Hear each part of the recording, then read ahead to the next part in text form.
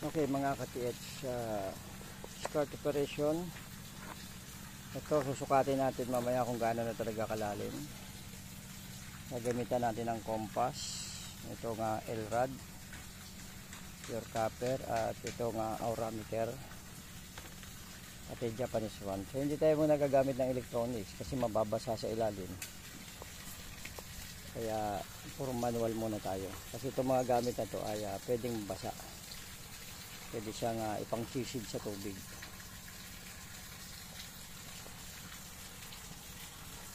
At yan ang gagamitin natin para makababa tayo ng walang pagod. Sasabit ako dyan sa wings na yan, sa baba, sa 120 feet na siguro yan kasi mga nasa 36 meters na. Okay. Ito ang bababain natin. Hindi mo na makita kung gaano kalalim. Gamitan natin itong mga manual. Kailangan meron ka rin radyo para magkaintindihan ko ng walang sigawan. Okay, so yung nakikita nyong water pump sa ilalim mamaya, yan yung binubuga ng tubig niya. So nasa 36 meters kami, kayang-kaya niya pang itapon yung tubig sa ibabaw. Malakas pa rin. Yun ay 3 horsepower na Maxi Pro. Maxi Pro, baka naman. At dito ay meron tayong dalawang blower na magsusupply ng hangin sa ilalim. Isa at meron pang isa sa ilalim. So dalawang blower, isa, dalawa. Para yan ang magsupply ng hangin sa ilalim na 100 feet. Kaya dun sa mga nagko-comment na wala kaming blower, dalawang blower yan. Yan, pababa yung tubo sa ilalim. Siyempre, kailangan safety first. Para walang maging aberya sa operation.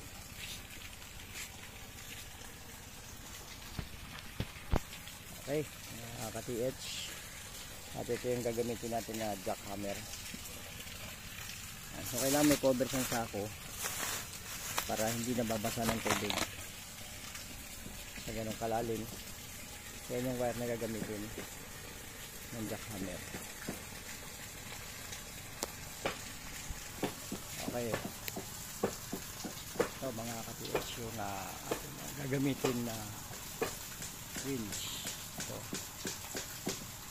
Ito maliit, pang ano lang to, 20 meters. Ito ay 50 meters ang kaya na ito.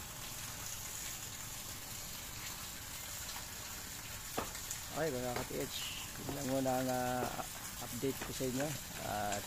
Stay tuned sa aking Facebook at sa aking YouTube channel. Shout out sa 32,000 followers ng Facebook at 5,800 na subscribers ko sa YouTube.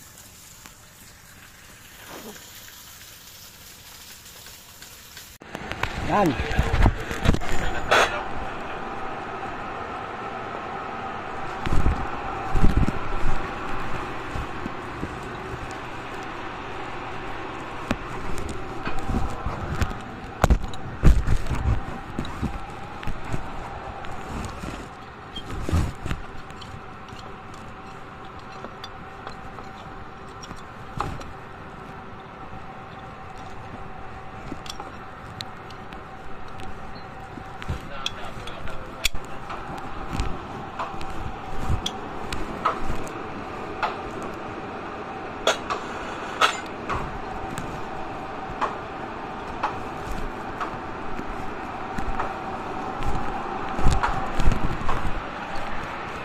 Dito tayo sasabit. Ito, sabi namin kagrig, tabasin namin ito, paliitin ang kaunti, sumasabit sa gilid. Oo. Wag lang ito maubos, mag-iwan ng mga 1/4 dyan. Oo. 5/4. Sumasabit kasi ito sa gilid. Kahit 3/8 lang yung, 3/4 yung maiwan dito pag ganun. Tibay pa yan. Para mabuwasan sa, hindi sumasabit sa gilid. Masabit siya sa pader eh.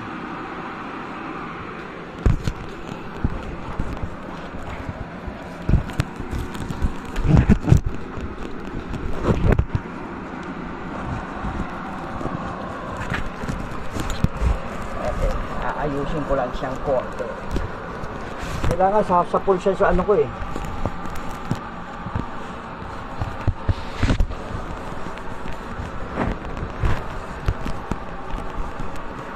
Okay, down. Ay, puta wala ang bota pala. Tinawa. Itong gadget.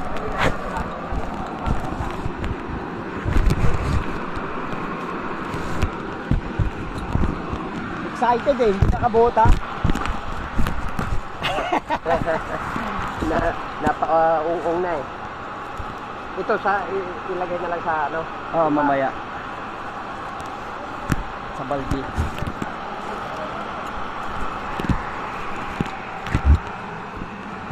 Take 2. Walang bota.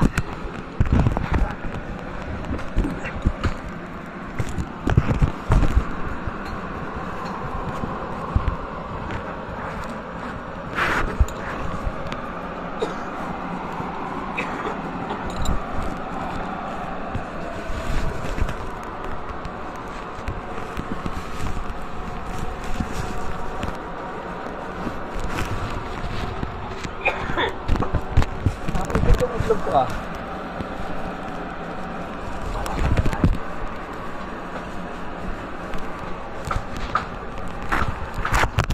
Yun. Down. Dali. Dali. Dali. Mali yung posisyon ah.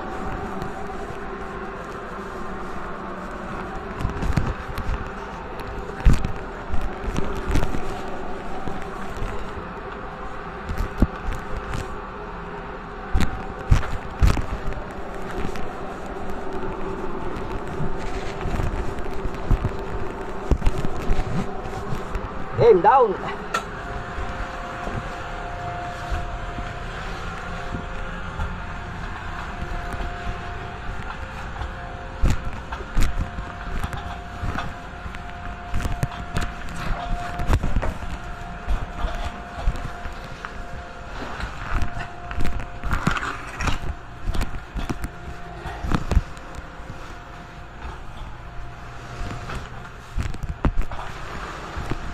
Nakikita niyo yung mga layer na dinadaanan namin.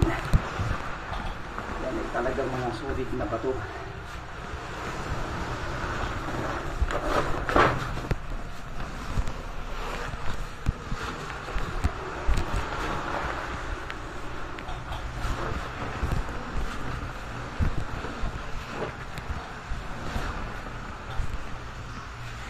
So ito na yung mga seashells. Yung black sand 7 meters at paglagpas yan ito yung mga seashells na yellow gold, yung mga seashells yan. So ito ay 4 meters naman kapal niya.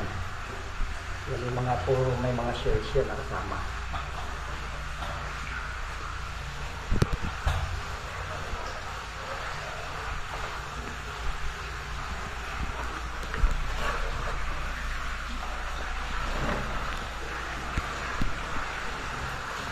So, kung makikita niyo yung texture ng aming dinadaanan, solid na concrete mula umpisa hanggang doon sa ilalim. Talagang Japanese construction. Ito may mga inuwan kami yung ginulisang bato rito.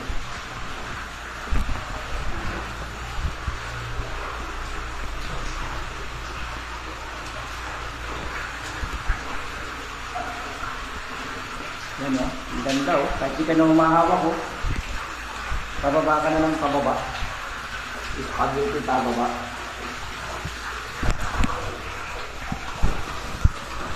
Oh, stop. Up.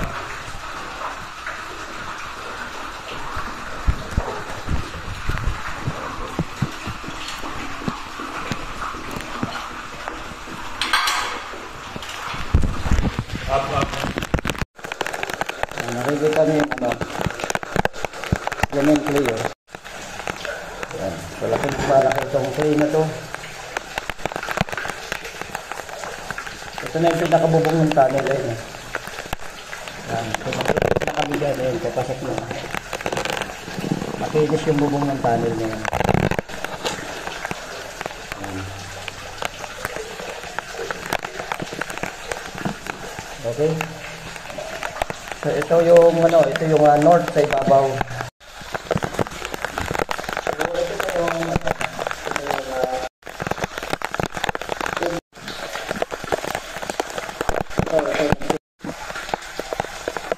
ito nagkamula rito. Itong tagol ito. Kung saan nagbigay ng kuweba. Kung saan nagbigay ng kuweba. Ganun. Hindi namin pinakamali ako. Ito na yung pinaka kulay dilaw na ito para na gold one.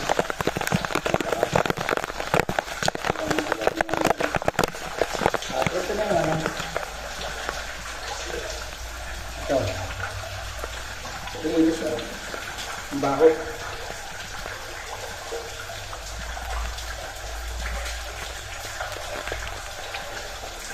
Nabaho ito.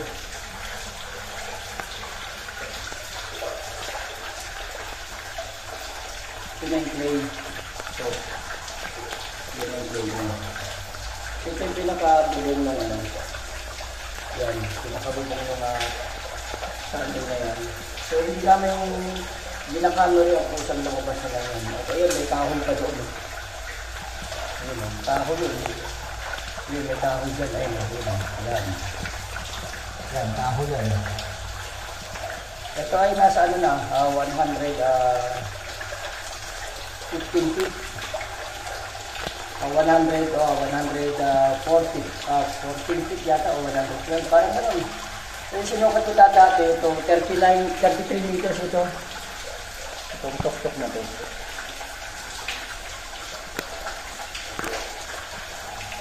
So, hanggang dito yung tali niya. Yan. Yan. Balik tayo. So, yan. 33 meters.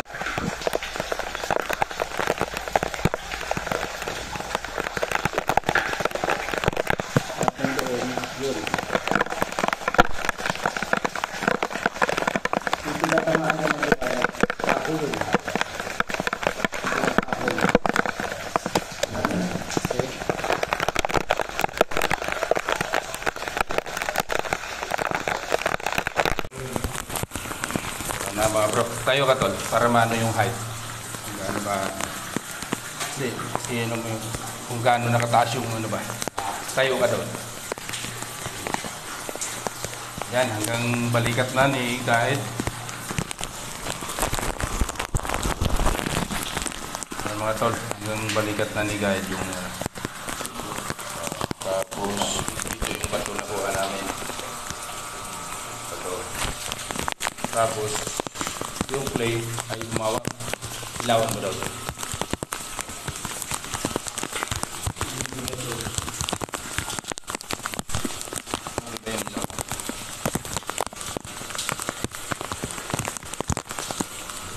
Umawak yung play dyan.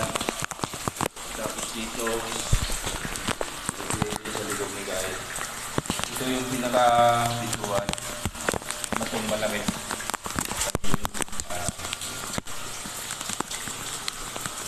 So,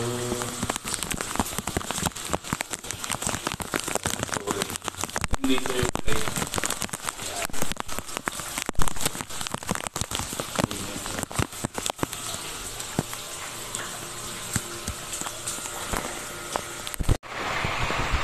Okay mga katiyak, kung mapapansin nyo, ito yung dating marka natin na parang kulay ginto. At ito yung isang marka na kulay pink. At sa tapat niyan, yung layer na yan, ang sukat natin dyan ay 33 meters. Tapos dyan sa line niyan, nandyan yung bato na kulay maroon na inakit namin na malaki. Ibig sabihin ng maroon na bato na yun ay change direction. At nung nag-treat na kami ng pasok dyan, pagpasok natin dito sa tunnel na to yan, puro clay yan, puro clay. Puro clay siya. Ayan mo. Lawan ko. Yan. Ayan yung pantay ng 33 meters natin. So, nag-drift na kami. Dahil din sa change direction. At pag-drift namin, meron dito nakalagay na kahon. Kahon yan, nakapababa. So, texting yan talagang kahon siya. Dito na to, simento. At dito meron pa dito na mga piraso ng kahoy na makukuha pa. Kasama namin na kuha. Yung mga kahoy. Yung mga kahoy yan na kasama. O dito sa tinutumok dito sa tapat na to, ito yung 33 meters dati, yung napapanood yung video. 33 meters yan. Ngayon, bumaba na kami, lagpas tao na natin na kasama rito. So, nakababa na kami ng mga 3 meters ulit. So, almost almost 3 meters. At ang sinusundan namin dito ay mga, ang pinaka-trail marker dito ay kahoy. Dito sa side na to, may kahoy din dito. Sa side na may kahoy dyan, mapunta naman doon. Mamaya bababa tayo, makikita yung kahoy doon.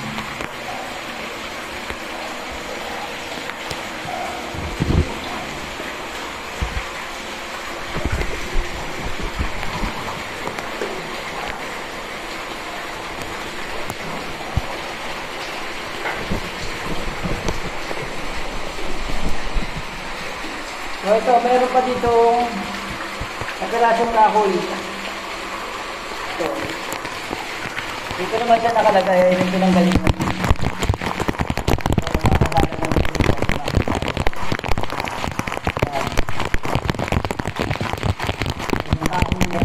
Ang marker dito ay talagang kahoy. At meron pa dito. Ito, kahoy din yan. At ito naman ay kahoy din. Yan ang sinusog na namin ng baba. So, sa lalim na 36 meters na kami, ay may mga kahoy pa. At ito, talagang itong portion na ito na kinakatinga namin, talagang purong mental ito. At ito yung ito yung portion ng clay, naubos na, kaya puro simento na. At kung mapapansin nyo, meron yung ayan, naka-arrow. Triangle siyang clay. At ang dulo ng arrow ng clay, pababa dito. Yan. At pagdating dito, parang yung kulay-kulay na yung lupa. Yung semento, hindi sa lupa, yung backfill. Kulay-kulay na, yan. Kulay-kulay na yung semento. Iba naman itong kulay nito. Kaya mag-alagay nyo ako. Iba kulay nito, pagdating dyan natin, yung kulay-kulay na. At meron na dito sa kaharan na napakalaki ito.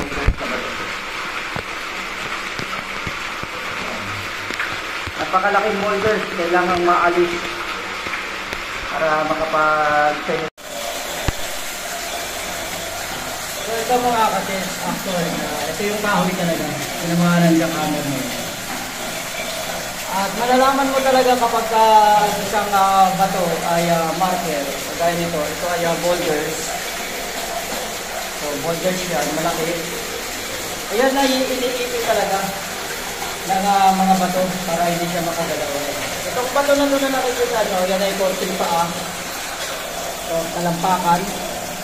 Tapos meron isang araw dito na nagtuturo talaga mapunta doon. Tapos ito, itong kahoy na to, kung mapapansin nyo, ang turo niya rin mapunta dito. So kung papansin niyo yung kulay niya yan ay ibang texture sa iba sa lahat. Kulay green yung clay, tapos yan ay kulay-kulay na. Hindi kasi maaaring ito na yung pintuan. Kasi dito sa taas, ito may kahoy din lang. Yung kahoy na yan, meron pa yung kahoy na kasunod, pababa naman dito. Yan, kulay-kulay na yan. Tapos yung sa itaas, meron yung kahoy, yung kahoy na yun. Yun, kahoy din yun. So, ang trail marker talaga nila dito ay kahoy. Okay, so ito, significant marker, ito. Ito yung pang-lock niya dito sa boulders na to. Hindi mo maaalis to hanggang hindi mo naalis itong lock na to. At meron siya inilagay na isa pang marker na nagtuturo talaga na confirmation. Ang papunta ng takbo natin ay papunta talaga dito. Yan, sa area niya. Ayan yung kahoy. Ito yung marker. Ito. Araw na paa, talampakan. Tapos ito yung boulders. Papunta dito. Ang kulay niya, yung lupa, yung semento niya, kulay-kulay na. Malayo sa texture nito against doon. Kung nagsisimula na siya pumula, para mapunti. Ayan, matapos na yan, kulay-kulay. Ito naman yung kulay dito sa itaas. Ayan. Ito yung may kahon. Baba, kung naging doon yan, kulay-kulay na. So, ang lalim natin yan ay nasa 36 meters.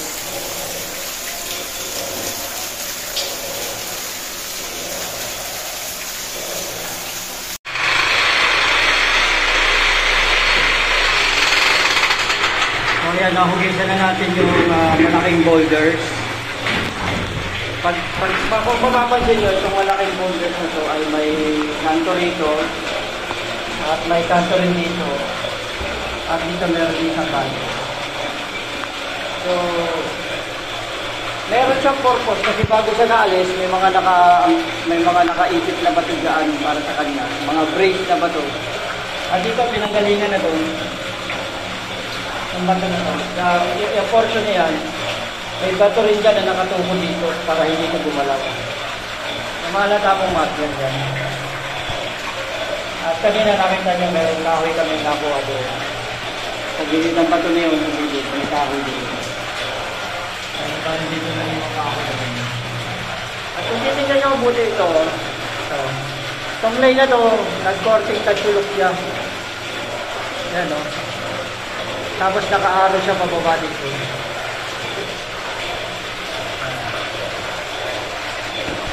Okay. At kung titignan nyo naman, kami ay nasa, malalim talaga ito.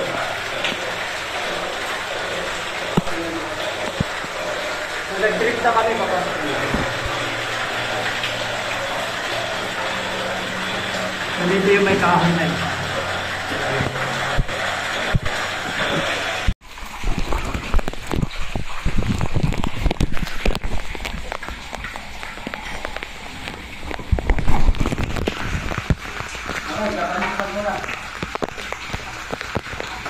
Makita ni Ray Malonzo.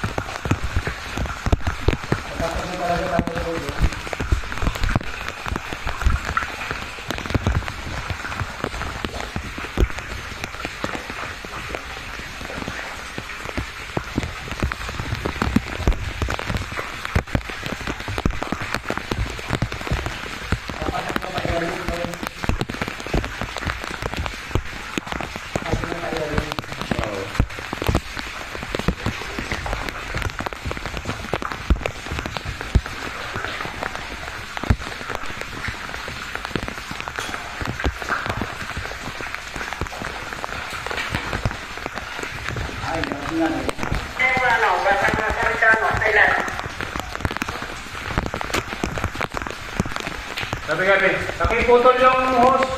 Nakiputol yung hose at i-akit natin sa berber. Ilan? Ha? Ilan?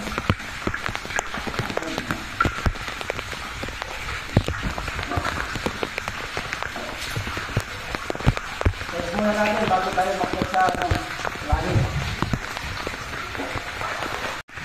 Yes, go.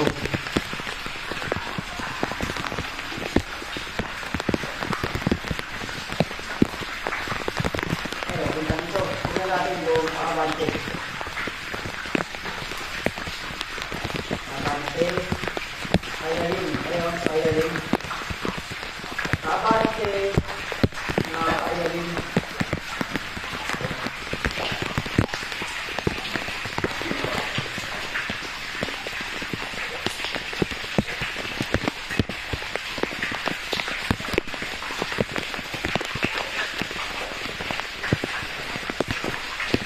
Natin yung mga kapatid.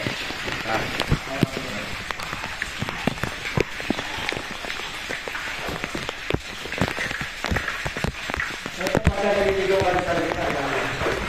Ito hindi mo sa tubig.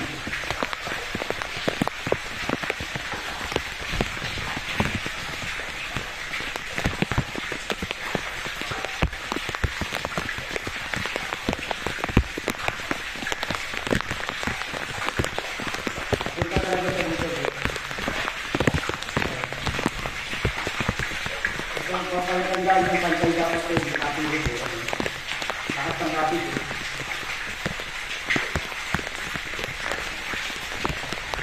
Dito lang nakaturo ang mata, no? Oo.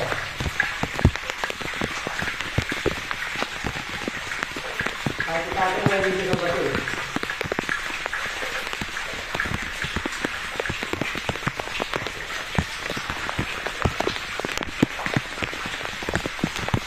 Pwede lang yun na.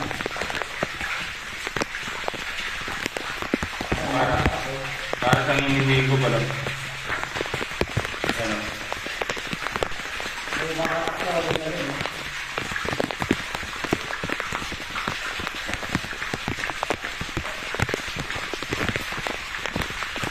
Yan.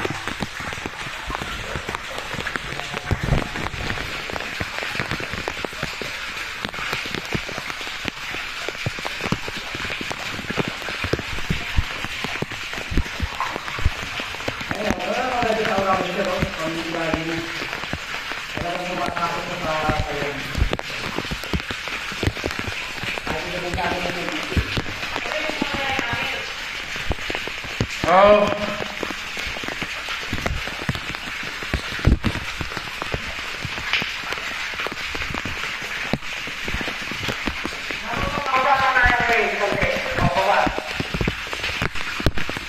Okay. Bakit tayo pag-galing? Tapos ngayon, titignan natin ng sabi na pala ng sulat. Pakibaba na ano. Pakita.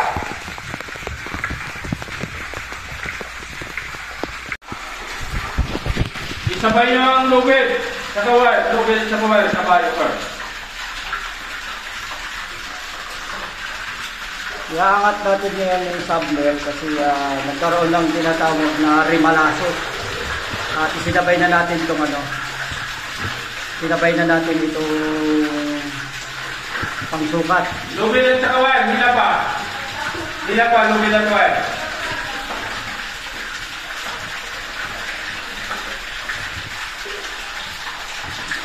Ano to?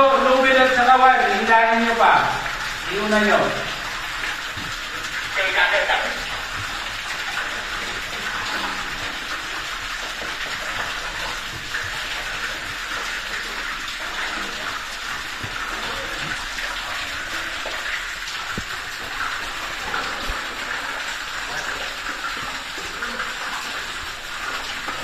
So, kailan pag nagkakaroon ng dito, ng troubleshooting,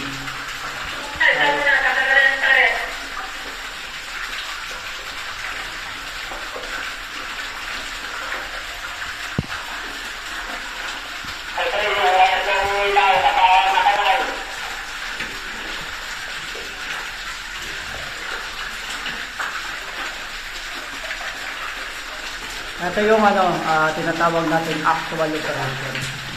So yun yung nilalabasan ng blower ng hangin para magkaroon ng hangin o air supply dito sa ilalim.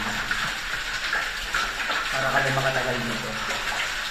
At malalaman natin pagka naiakit ng submer, malalaman natin kung gaano nakalalim itong aming binibira. Kasi mula nung pumasok kami dito sa chamber na ito, ang bubong yan yung tinatawag natin 33 meters ng last na sukat natin.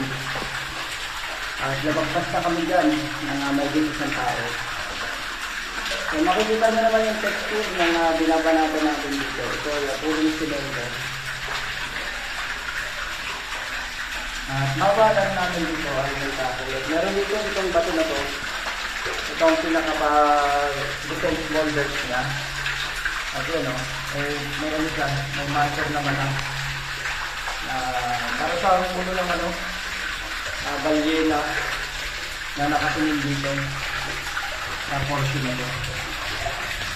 So, kaya lang, hindi pa kami pwedeng mag-break dyan ng ganyang kababa. Dapat matanggal itong bato na to at kailangan napagpas pa kami ng nagpas-ulit dyan bago kami mag-break dyan.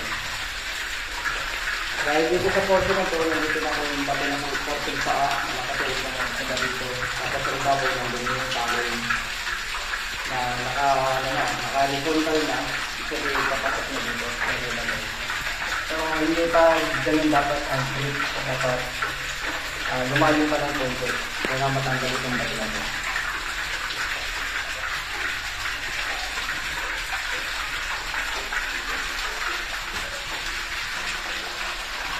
So, ganito kalakas yung tubig dito, kaya winapump. Lagpas na kami sa water level. Ang tubig dito ay hindi nang gagaling sa ilalim. So, doon na sa pinaka-water vein, ibabaw sa 60 feet. Doon nang gagaling ang tubig nyo. Para siyang toy. Nakagawa kami dito ng tinatawag na militoy sa ilalim.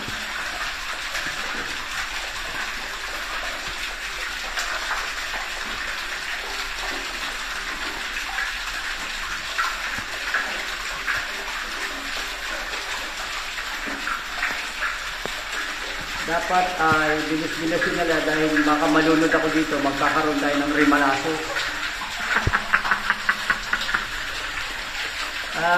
Asan ba si Ray Malonzo? Yan nagpauso nitong rimalaso na to eh.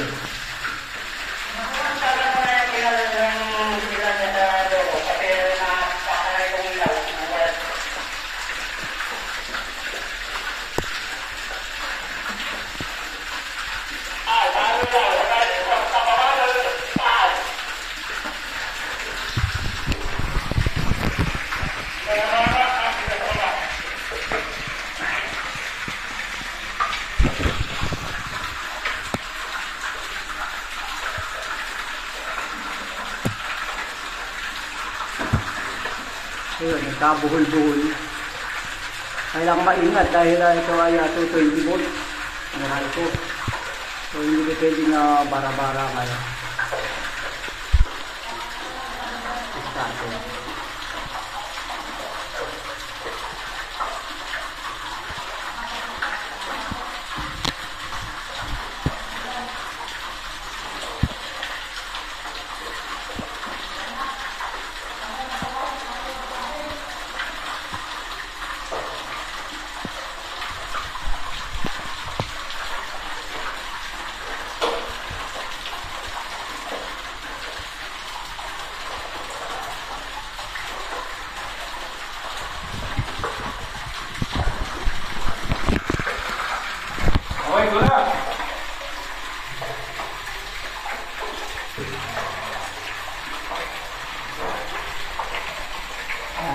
Sinabay na natin yung panukat para makita kung gaano na talaga kaya.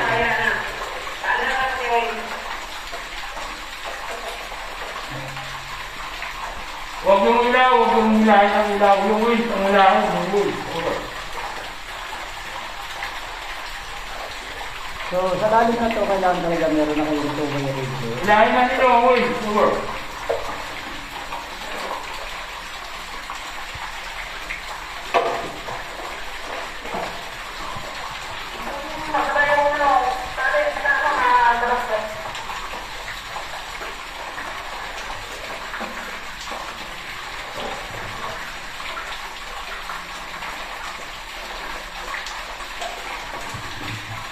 So yan, malalaman na natin yung actual na sukat.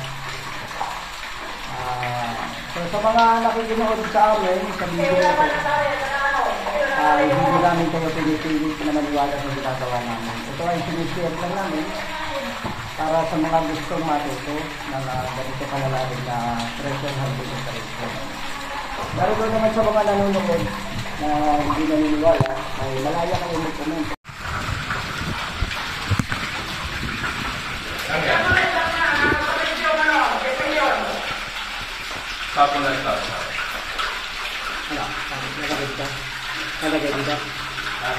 ilaw. Hindi na siguro. Hindi na, no? Diyan na lang.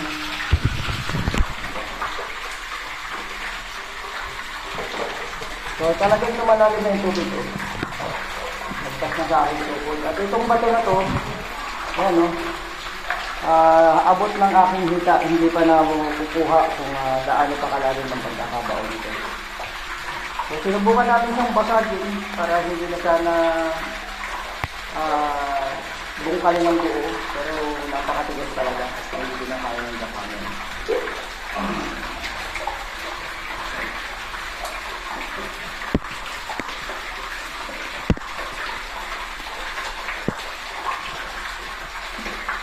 So, tandaan na lang natin, mula dito sa Maduro ay mga nasa, ang taas ay, mula sa chlorine, ang taas ay mga 2.5. O, talagay natin 3 feet ang taas. 1 meter ang taas, mula sa chlorine, hanggang dito sa tapos ng Maduro. Dito na tayo kukuha ng sukat.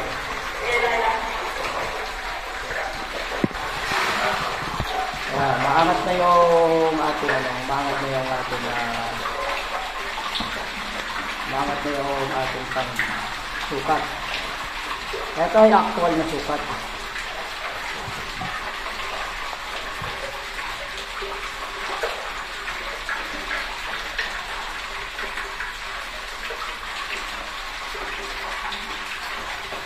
Malalaman natin kung ano talaga, gaano talaga kalalim ito.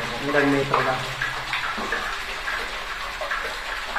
Assuming mula rito ay 1 meter, kaya dito na lang tayo kukuha sa tuktok ng bato na to.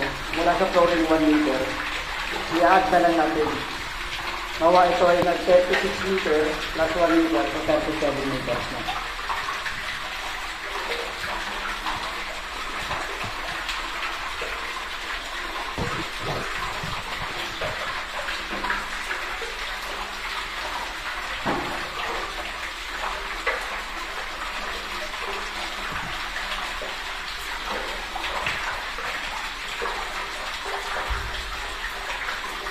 Yan. Hindi. Ano ba yung ito? Sablay. Dadalhin na lang ng wind. Pag-akyat, isabay na lang. So, ito, 119. Ito, nasuka ka, 119. 119 feet. 119 backtrack over. 36. Ano ito? Nasa 36 meters sarado. Sa 119. Yung dulo, isabay nyo na lang sa waist pagbaba over.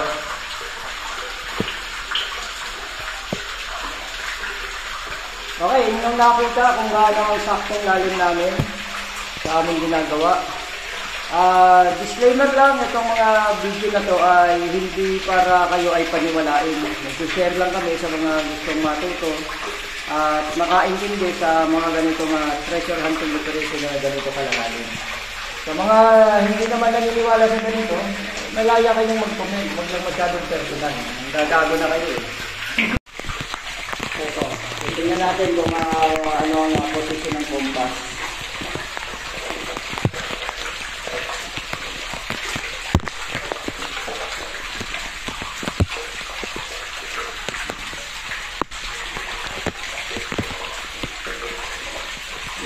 Pumasok na. So, pupunta siya sa ano? Pupunta siya sa north. Ayun, yung kulay green. 360 north yung green na yun. Napunta doon. Ayun yung so, kunin natin yung pinaka-araw niya.